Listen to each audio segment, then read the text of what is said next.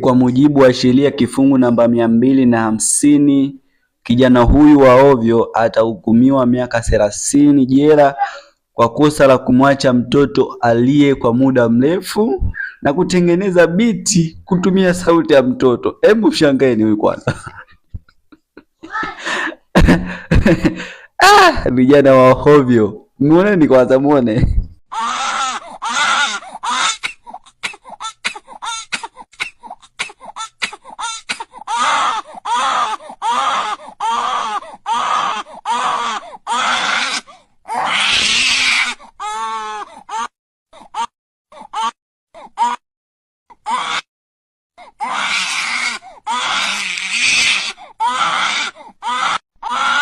Bila kusahau kuifollow serikali ya mtaa, like, comment na kushare video hii kwa wengine.